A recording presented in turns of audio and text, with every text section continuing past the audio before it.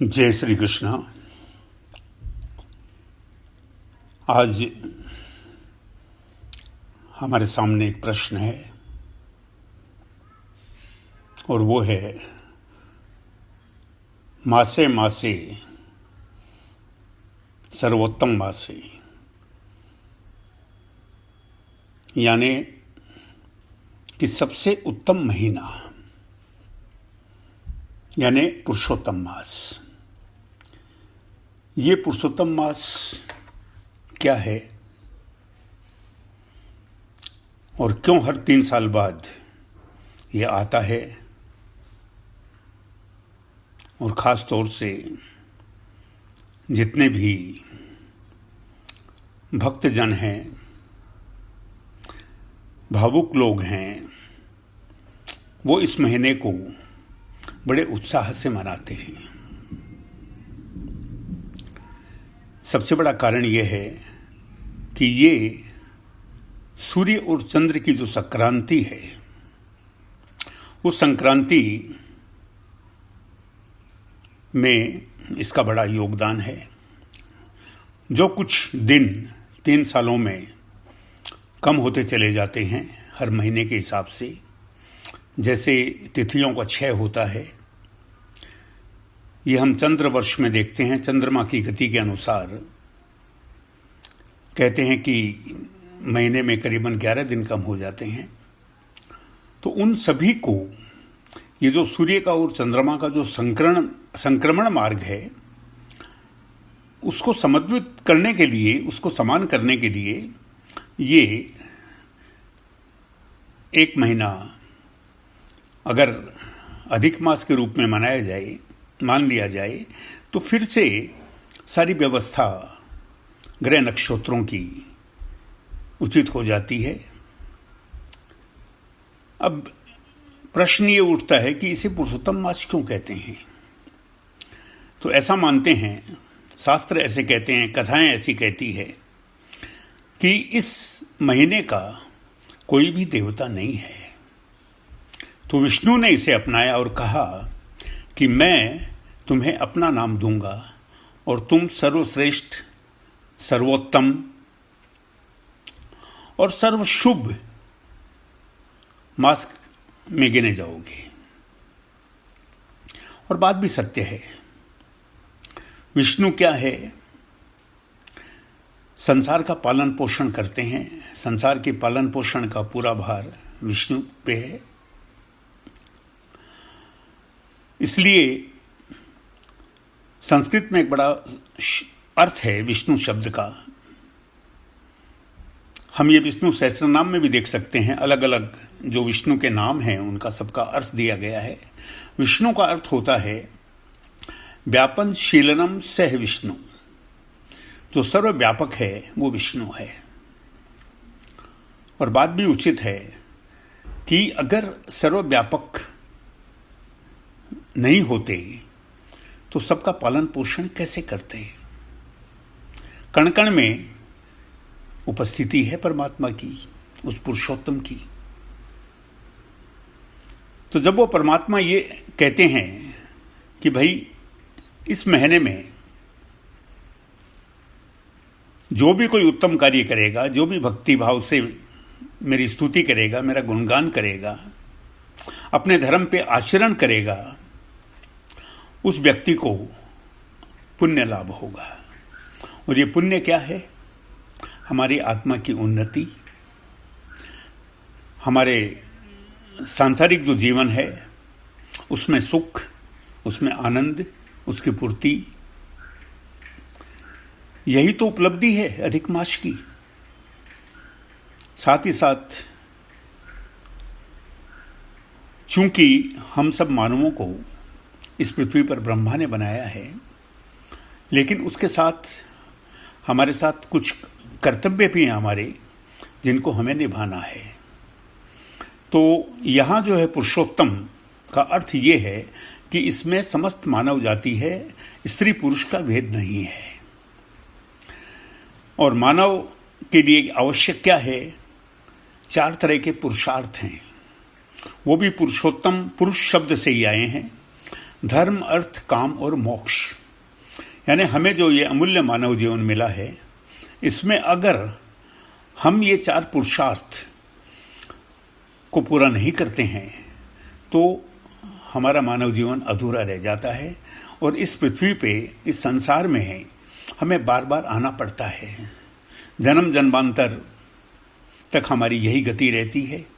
इसीलिए बड़े बड़े साधु संतों ने, सबने ये कहा है कि कुछ ऐसा कर लो जिससे इस पृथ्वी पे बार बार न आना पड़े। क्योंकि ये तो हम सभी मानते हैं कि जन्म लेना, उसके बाद का जीवन व्यतीत करना, उसके बाद मृत्यु को प्राप्त हो जाना, इसमें आनंद कम है, दुख ज़्यादा है। चाहे वो शारीरिक हो, चाहे वो मानसिक हो, चाहे आध्यात्मिक हो। तो ये जो 4 पुरुषार्थ हैं, धर्म है, धर्म का अर्थ है आचरण करना। हमारा आचरण धर्म के अनुकूल हो, यानी जो सबके लिए शुभ हो, हमारा वैसा आचरण हो। अर्थ का ये होता है धनोपार्जन, हम धन भी कमाएं, लेकिन उस धन का उपयोग जो है वो अच्छे कामों में हो। अब अच्छे कामों में क्या होता है, अधिक मास में, ये पुरुषोत्तम मास में जो सबसे बड़ी महिमा बताई है वो दान की बताई है कि धन, हमारे शास्त्रों में धन कमाना, इसको नीची दृष्टि से नहीं देखा गया है, बल्कि धन कमाने को भी एक पुरुषार्थ कहा गया है। और चाणक्य ने कौटिल्य अर्थ, पूरा कौटिल्य अर्थशास्त्र लिख दिया था इसी बात पे। अब सवाल ये है कि धन जब हम कमाते हैं तो धन का उपभोग कैसे करें।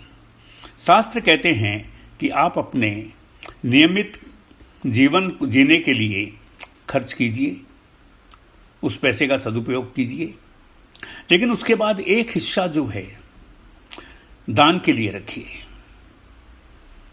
दान के बारे में ऐसा माना जाता है कि हम जो देते हैं उसका कई गुना हमें वापस मिलता है। और दान शुद्ध मन से, सच्चे मन से, दया भाव से, कृपा भाव से दिया जाता है।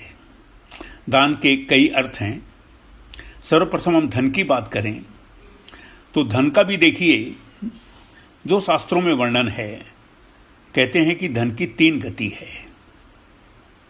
पहली गति है दान, यानी धन का सर्वश्रेष्ठ उपयोग अगर कोई है तो दान है। दान किसी भी रूप में हो सकता है। हम कहीं स्कूल कॉलेजेस बनवाएं, धर्मशालाएं बनवाएं, जल का प्रबंधन करें, अगर हमारे पास धन है प्रचुर। और अगर हमारे पास कम है तो हम कम में भी कर सकते हैं।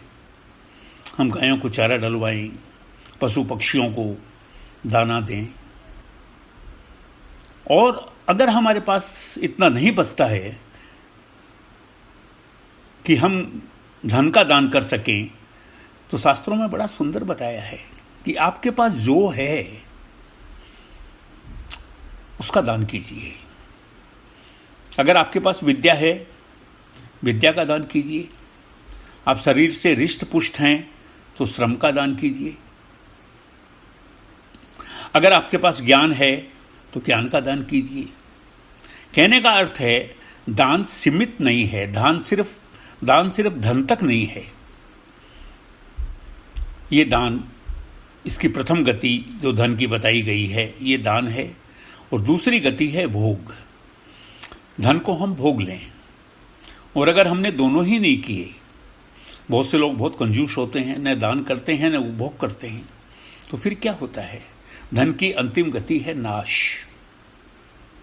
तो यहां यही कहा गया है कि धर्म, अर्थ, काम और मोक्ष, यानी हम सब स्थितियों को पार करते हुए मोक्ष की तरफ चले जाएं। मोक्ष का मतलब ये होता है कि हमारा जो सांसारिक आवागमन है वो रुक जाए, वो अवरुद्ध हो जाए, और हम उस परम परमात्मा में, जिसके हम अंशी हैं, क्योंकि हम सभी तो उन्हीं से आए हैं ना। ईश्वर अंश जीव अविनाशी, हम परमात्मा के अंश हैं और हम परमात्मा तक ही वापस चले जाएं, उन्हीं में मिल जाएं। इसके अलावा एक, जैसे बताया गया है, 4 पुरुषार्थ हैं, धर्म, अर्थ, काम और मोक्ष। एक बहुत महत्वपूर्ण बात और है इसमें, ये 4 पुरुषार्थ तो सांसारिक हैं, हम शरीर के रहते हुए करते हैं, शरीर में करते हैं। लेकिन एक पुरुषार्थ जो है, खास तौर से वो संतों के द्वारा, भक्तों के द्वारा, साधकों के द्वारा किया जाता है, वो है अंतः चतुष्टय। यानी हमारे अंदर भी 4 पुरुषार्थ हैं। वो क्या क्या हैं? मन, बुद्धि, चित्त, अहंकार। यहाँ क्या है कि इस एक महीने के अंदर पूरा महीना मिलता है हमको। इस एक महीने में हम अपने मन का परिष्कार करें, क्यों मन अति चंचल है, इसमें विकार भी आते हैं, सुविचार भी आते हैं। तो इस मन को हमको परिष्कार करना है, परिष्कृत करना है, इसको निर्मल बनाना है। निर्मल का मतलब किसी प्रकार का मल, यानी इसमें दोष नहीं हो। और उसके बाद बुद्धि जो है, हमें उसे परिष्कृत करना है। बुद्धि परिष्कृत होने का अर्थ ये होता है कि हमें विवेक जागृत हो जाता है। और विवेक का अर्थ सीधी सी बात ये होती है कि अच्छे और बुरे में फर्क करना, उचित और अनुचित को जान लेना, इसे विवेक कहते हैं। और फिर अपने विवेक के अनुसार, जैसे कि हम सभी कहते हैं, विवेक के अनुसार आप कार्य कीजिए। इसका अर्थ यही है कि जो उचित हो, जो करना चाहिए, जो सत्य हो, हमें उसमें आचरण करना चाहिए। उसके बाद स्थिति बनती है कि जब हमारा मन निर्मल हो गया, हमारी बुद्धि परिष्कृत हो गई, विवेकशील हो गई, तो फिर चित्त है। और चित्त की जो स्थिति है, इसके बाद ये दोनों स्थितियां पार करने के बाद चित्त में आनंद ही आनंद है। फिर हम परमात्मा के बहुत समीप होते हैं, हम परमात्मा में विचरण करने लगते हैं और हमें असीम आनंद का अनुभव होता है। इसीलिए शंकराचार्य जी ने कहा था, चिदानंद रूपम शिवोहम शिवोहम। यानी ये जो चिदानंद शब्द आया है, ये चित्त के आनंद का शब्द है। चित्त हमेशा आनंद की स्थिति में रहता है और संपूर्ण ज्ञान हमें हो जाता है। और ये ज्ञान की प्राप्ति होने के बाद चित्त जानता है कि मैं और परमात्मा एक हैं, वो आनंद के असीम सागर हैं, तो मैं भी उसकी बूंद हूँ। ये चित्त की स्थिति होती है। लेकिन इसके बाद एक चौथी जो स्थिति है, वो अहंकार है। तो ये अहंकार की जो चौथी स्थिति है, ये बड़ी विरोधाभासी है। हम कहेंगे मन शुद्ध हो गया, हमारी बुद्धि परिष्कृत हो गई, हमारे चित्त में आनंद हो गया, फिर अहंकार का यहाँ का क्या काम? लेकिन अहंकार होता है। क्यों? कि चित्त परिष्कृत होने के बाद में व्यक्ति को क्या लगता है कि मुझे संपूर्ण ज्ञान प्राप्त हो गया, मैं परम ज्ञानी हो गया, मैं सब कुछ जानता हूँ। और ये एक भ्रांति है। लेकिन वो व्यक्ति भ्रांति में जीता है, और जब जीता है तो उसको अहंकार हो जाता है। जैसे हमने देखा, रावण परम विद्वान था, सारे शास्त्र पढ़े उसने, वेद उसे कंठस्थ थे, वेदों को रावण ने स्वर दिया। क्या नहीं जानता था रावण? सब कुछ जानता था, ईश्वर को भी जानता था। लेकिन अपनी शक्तियों का, अपने ज्ञान का उसे अहंकार हो गया। तो संत कहते हैं कि ये जो चौथी स्थिति है, इससे बचना चाहिए। और एक ही तरीका है बचने का कि चौथी स्थिति में हमें भक्ति की तरफ चला जाना चाहिए। भक्ति में क्या होता है? पूर्ण समर्पण। चित्त में आने के बाद में परमात्मा ने हमें दर्शन तो दे दिए, आनंद की अनुभूति तो करा दी, हम परिचित भी हो गए उससे। लेकिन अगर हम भक्ति में चले जाते हैं तो भक्ति का अर्थ है पूर्ण समर्पण, पूर्ण शरणागति। फिर हम नहीं रहते, हम परमात्मा ही बन जाते हैं। उसमें हम में कोई फर्क नहीं रहता। क्यों? कि भक्ति परमात्मा के सिवा और कुछ देखते ही नहीं है। और भक्ति के बड़े बड़े उदाहरण हमारे यहाँ हुए हैं, कलयुग में भी हुए हैं। महाराष्ट्र में बहुत बड़े बड़े संत हुए हैं, नामदेव जी, तुकाराम जी, पांडुरंग। ऐसे ही मीराबाई हुई है, सहजोबाई हुई है, भक्त रैदास हुए हैं, संत कबीर हुए हैं, तुलसीदास जी हुए हैं। यानी भक्ति की तरफ जाने के बाद में फिर परमात्मा आपका मार्गदर्शन करता है, फिर किसी पे डिपेंड रहने की कोई जरूरत नहीं है। तो हमने ये बात की है, अब जो जैसा कर सके वो इस 1 महीने में करे। उचित क्या है, जिसकी जैसी क्षमता हो और जैसी बौद्धिक उनका विकास हो, उसी हिसाब से रामायण भी कर सकते हैं, श्रीमद् भागवत जी का पाठ कर सकते हैं, या संतों से या कथाकारों से सुन सकते हैं। इसी प्रकार किसी भी मंत्र का जो है एक नियम लेके हम उस मंत्र को जप सकते हैं, भजन कीर्तन कर सकते हैं। जिन जिनका जो जो जहाँ जहाँ रुचि हो, शिव में रुचि हो, शिव के भजन कीजिए, शिव पुराण पाठ कीजिए। और श्रीमद् भागवत, उसमें तो सभी कुछ है, स्वयं कृष्ण बैठे हैं।